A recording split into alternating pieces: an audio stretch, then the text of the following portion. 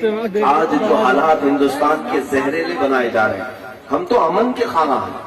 امن ہم سے زیادہ کون چاہے گا؟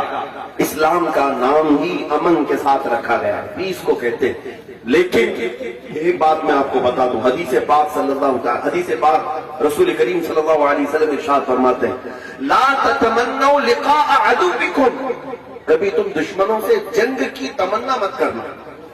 ہم بھی نہیں چاہتے بھائی، مل کر کے رہیں گے سارے لوگ، یہ سب کی سرزمین ہے، مل جل کر کے رہیں گے، یہی تو بات ہے نا سب کی۔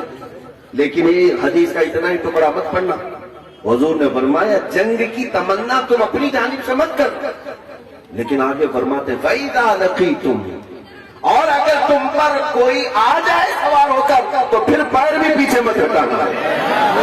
ہاں، جس کو عام محاورے میں کیا کہتے ہیں، کسی کو چھیڑو مت، اور اگر کوئی چھیڑے تو چھوڑو بھی۔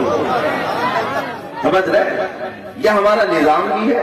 اور اب میں آپ تمامی حضرات کے جذبوں کو جوان دیکھتے ہوئے یہی فارمولہ اپنانا چاہوں گا۔ میرے عزیزوں، امام حسین شہید کربلا فرمایا کرتے ہیں، ظالم صرف میرے نزدیک وہ نہیں جو ہتھیار اٹھا کر کسی کو مارتا ہے۔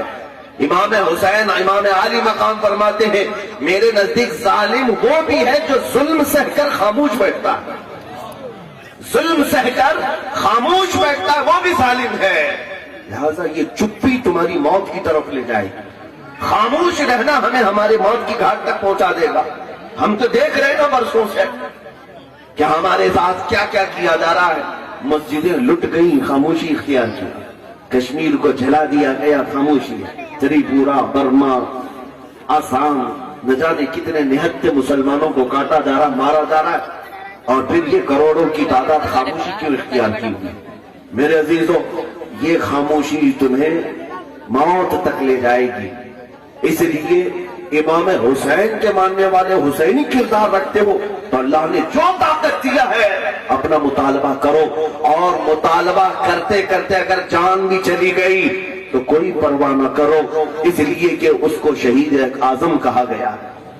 وہ شہید ہے، اللہ کی راہ میں حق بولتے ہوئے اگر گیا تو مرنے کے بعد بھی اللہ تعالیٰ اس کے نام کو زندہ رکھتا ہے۔ لیکن یہ چپی اور یہ بزدلی، ارے وہاں ہو رہا ہے نا، ہمارے ساتھ کیا ہو رہا ہے، یہ چیزیں نہ آنے پائیں، ورنہ سارے لوگوں کو متحد رہو گے تو کہلاؤ گے مومن و غازی، منتشر ہوگے تو قسطوں میں صفایا ہو۔ انسٹالمنٹ میں ایک بعد دیگر حملے کیے جائیں گے۔ آج کے جو حالات، یہ زہریلا ماحول کیوں پیدا کیا جا رہا ہے؟ کیا اس میں حکومت کی سازشیں نہیں ہیں؟ کیا حکومت کی ان کے ساتھ حمایتیں نہیں ہیں؟ جس طرح کھلے سانڈ کی طرح انہیں چھوڑا گیا ہے، جب جب چاہے میرے نبی پاک کی عزت پر حملہ کریں، قرآن کو گالیاں دیں، اسلام کو برا بھلا کہیں۔ اب تو حد یہ ہو گئی کہ مسلمانوں کے قتل عام کی بات علن اعلان کی جانے لگی، ویڈیو بنا کر وائرل بھی کیا جانے لگا کہ ہم 20 لاکھ مسلمانوں کو قتل کریں۔ یہ کیا ہو رہا ہے ہندوستان میں؟ کیا ہو رہا ہے؟ یہ گنگا جمنی تہذیب کہا جاتا تھا، یہی ہے نا، لیکن اب یہ تو گونگا جامنی تہذیب ہو گئی، یعنی گونگی ہو گئی۔ کون سی تہذیب کی بات کر رہے ہو؟ یہاں پر ہم میل ملاپ کی بات کیا کرتے تھے، سارے امن کی باتیں ہم ہی کریں گے، ہماری ہی ممبروں سے امن کی دعوت دی جائے گی۔ یہ جو سر پر آج سوار کیا جا رہا ہے، بعض لوگوں کو ایسا لگتا ہے کہ اگر ان کی طرف سے سختیاں ہو رہی ہیں تو آپ بھی اپنی زبان کو نرم لہجے میں رکھیے، آپ بھی نرم بات کیجئے، ہو سکتا ہے ان کے دل پگھل جائیں۔ میرے عزیزوں، پچھلے 15 سال سے نرمی سے بات کر رہے ہیں، میں اپنی بات کر رہا ہوں۔ ہاں، پچھلے 15 سال سے میری تقریریں سنیں، ہم امن کی بات کرتے رہے، اصلاح کی بات کرتے رہے، اخلاق کی بات کرتے رہے، لیکن اگر تم کسی کی گردن نوچنے پر آ جاؤ اور پھر کہو کہ یہاں نرمی سے بات کرو، تو میں کہتا ہوں اس سے بڑا بزدل آدمی کون ہو سکتا ہے، جس کی عزت لوٹی جا رہی ہے۔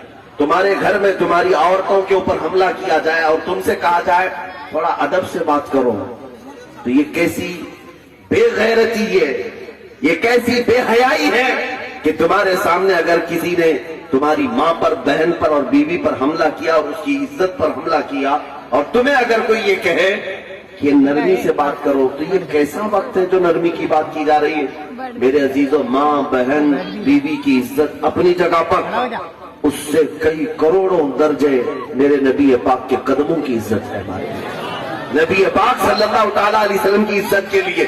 ہاں ہو سکتا ہے بیوی بہن اور ماں کی عزت کے معاملے میں تم کمپرومائز کر سکتے ہو, لیکن میں اگر نبی پاک کی عزت کے معاملے میں کسی سے کمپرومائز کر لیا ایمان سے نکل جاؤں گا, اسلام سے خارج ہو جائیں گے. اسی لیے میرے عزیزوں اب بات ترکی پر ترکی ہوگی, جو بھی ہوگی.